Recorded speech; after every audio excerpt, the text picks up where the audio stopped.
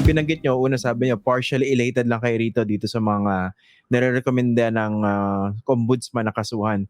Binanggit nyo yung kay President Duterte. So taken all those things that you mentioned against the former president, ano dapat yung ikaso rin sa kanya? Well, ako, naniniwala ako kayang plunder si Presidente at saka si kasama lahat yung mga binanggit na ombudsman. Then nakinabang sila. Natatanda mo, may mga kotse kaagad magagara, di ba? Mga Porsche, Lamborghini, at saka they were living high on the hog. Pagkatapos nakatita mga condominium, tumira pa sa taas ko yung mga yan eh. Tatlo sila. Kaya nagdagdagan ko ng security rito. Pagkatapos aalis siya, tatakas. Saan tumakas nung hindi na nagpakita sa Senado? Nahuli namin, nasa Davao na sila, palabas na sila ng airport, nabangan namin sila sa labas ng airport, at nahuli sila, meron silang chinarter na Learjet, dadali sana sila sa Dubai, nasira yung aeroplano, kumuha sila ibang aeroplano, nagbayad sila ng $150,000 sa Dubai, ginawa nilang $50,000 para dali sila sa Kuala Lumpur. Nahuli namin yan. So sa madaling sabi, talagang planado lahat, pati escape, tatakas na sila, nahuli sila, at yan nga, now kailangan managot at dapat ito ang pinakamalaking perwisyo na ginawa sa ating bayan ng mga nangungurakot. At the time na namamatay mga doktor, mga nurses natin nagkakasakit, lahat. Tapos marami nagkakasakit, namamatay sa COVID. Nabanggit yung kay Michael Yang, yung dating economic advisor ni President Duterte. So, ang daming red flags na lumabas dun sa pagdinig nyo at saka dito sa mga binabanggit nyo rin dito sa ating interview, no? Pero basically, ito lahat hindi tiningnan. Kumbaga, they turn the blind eye in may lumalabas dito. Kasi for instance, number one, go ahead, sir. Baka na nagmamadali ang ombudsman na ma-file yung kaso at yung pinakamadali ang nakuha nila.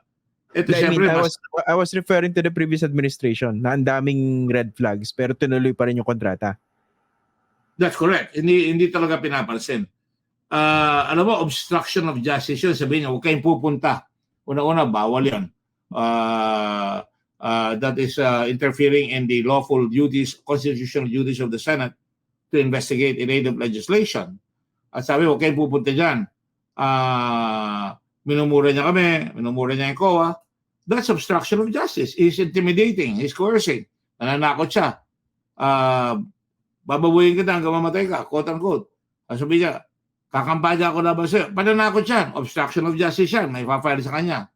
At pagkatapos, magtataka ka, bakit niya ilalagay si Michael Yang na economic advisor samantalang ito ay banyagang taal at may problema tayo sa West Philippine Sea. At bukod dyan, nakakapangilabot, bakit niya pinapagtanggol? Sabi niya, hindi masamang tao yan. 20 taon niya, nagsimula yan, nagtitinda ng cellphone dito. Kilala ko yan. At meron siyang malaki. Paano niya nakuha yung malaki niyang building sa Davao? DCLA, yung kanyang malaking tindahan doon na may mga nangungupahan sa kanya at napakalaki na. May litrato tayo niyan. May papakita ni Atina na talagang malaki. At pagkatapos sa Clark, meron siya. So he was getting away with it because he was being backed up by the most powerful man in the Philippines. Takot ng tao lahat. So nakalusot siya. So kung makakalusot siya, pagtatawanan talaga tayo at kawawang-kawawa naman yung mga tao nagkamatay dahil sa COVID. Okay. Bukod doon sa binanggit nyo na merong manifest partiality kayong nakita dito sa pag-imbestiga nyo po, ano? Balikan nga natin yung issue ng overprice.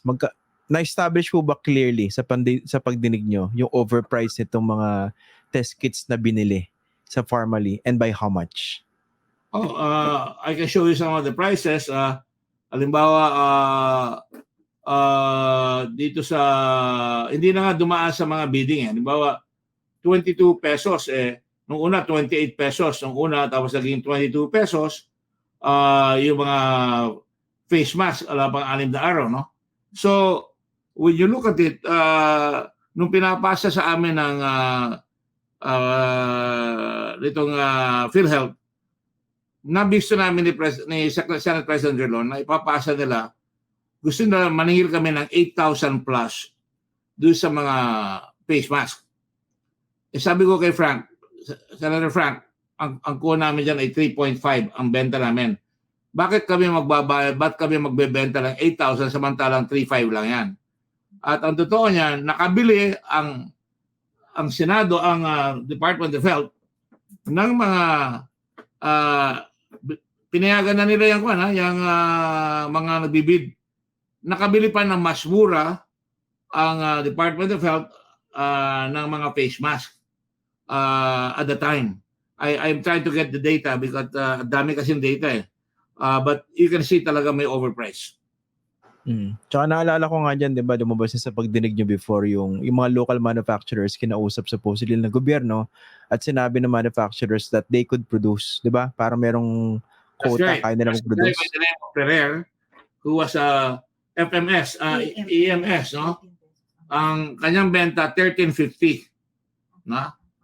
Ang Farmally, 27.72. Tapos kinausap nila, itong si Ferrer, ibaba mo yung presyo, bumaba siya ng 2.7 pesos. Yung tao, kinonvert niya yung buong factory niya from electronics to making face masks at saka PPEs, tapos hindi siya binenta. Nalugi siya ng gusto. So marami mga tao na nagtangka mag-offer pero talagang walang laban sapagkat pinapaboran. Saan ka makakakita ang pabor? Kasabihin ng isang kawani ng PSDBM, hindi na nila in-inspection. Si Mendoza, in-inspection mo ba yan? Hindi ko na ho nakita kasi nagmamadali na ho lahat Yung nga sinasabi ko, ang DOH, ang kuha nila 16 pesos 64 centavos, ang offer ng EMS ay 13.50, ang Farmally 27.71. So makita mo talagang pinapaboran yung Farmally. Alam mo, isipin mo lang, umatras tayo na konti. Bakit ganun karami ang perang ibinigay sa kanila samantalang wala silang kapasidad makabili? Wala silang may pakita saan galing ang pera. Wala silang may pakita. O talingin natin, saan nyo dinala yung pera nung binayaran kayo? Di ba? Siyempre, babayaran niya yung supplier. Hindi tinignan ng money trail. Kung titignan ng ombudsman yan, respectfully, tingnan nyo lang kung saan napunta yung pera, kung saan dinala, makikita nyo talaga nagma-money laundering na sila doon. Okay. Ito, I just also want to better understand yung issue ng capitalization. Ibig sabihin, 625,000 lang yung salapi ng Farmally. Pero inabag nilang kontrata, 4.1 billion dito sa ombudsman recommendation. Pero sabi nyo nga, 11.1 billion yung kabuuan. Ang tanong ko ganito, no? So, parang lumalabas ba, wala naman silang enough capitalization, pero paano nilang nabili yung i-deliver nilang supply sa gobyerno? Yung nga tinatanong ko paano nyo nabili? Di ba nakita nyo, pinakita natin yung una, binigay doon sa Evermore. Magkano ang benta doon sa Evermore?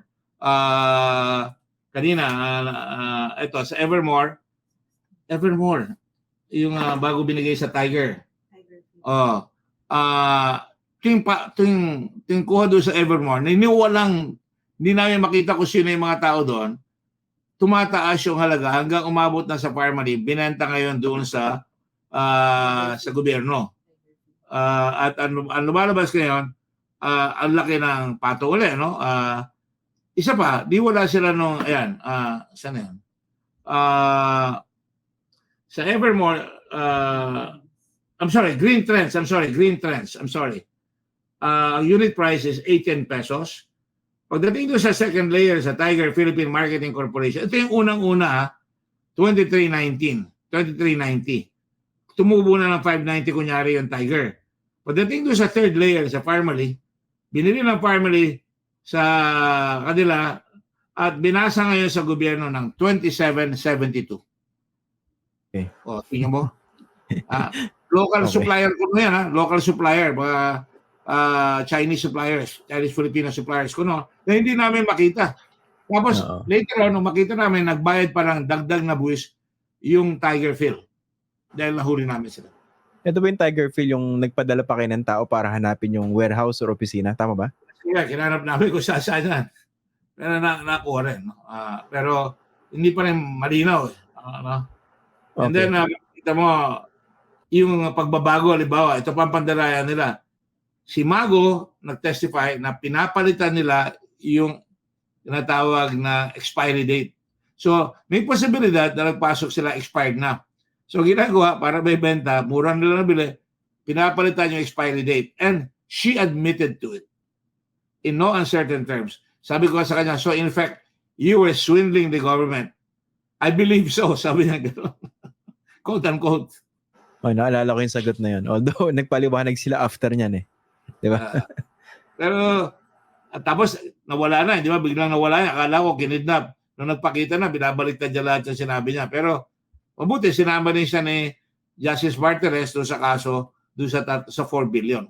Pero talagang, may kapilya niyang batang yan. At nasilaw sa salapi na binabato sa kanya nitong mga Dargani. Ito pa nakakatawa. Nung lalakad sila sa Davao, tinanong namin, sino nagbayad ng eroplano? Ang sinabi, ang pangalan,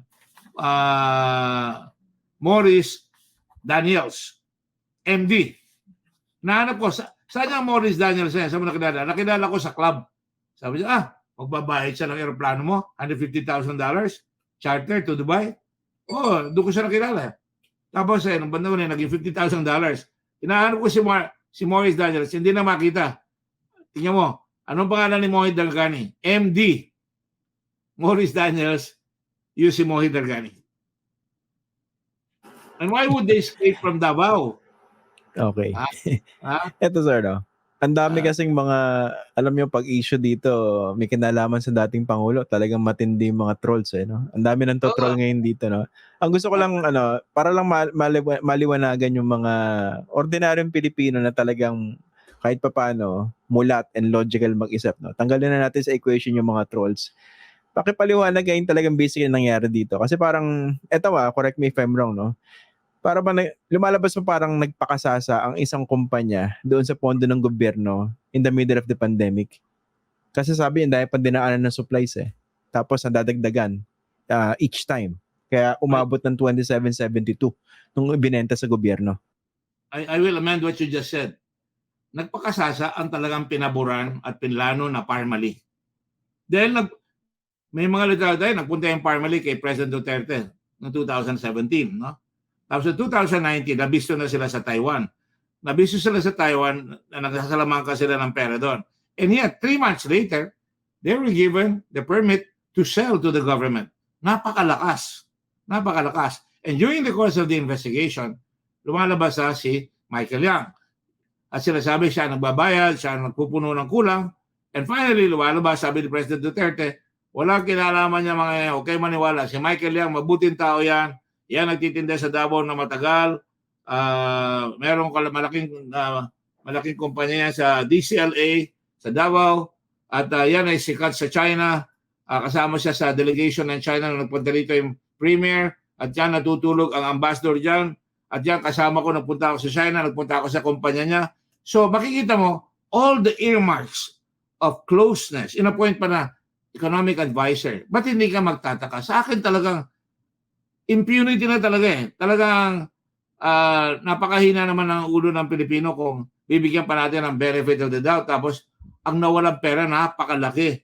Ang laki ng utang natin ngayon, trillion na ang mga utang natin. Isang nakadagdag yan, yung COVID, isang malaking dagdag sa COVID, yung 42 billion na ipinasa at hindi namin inabot yun.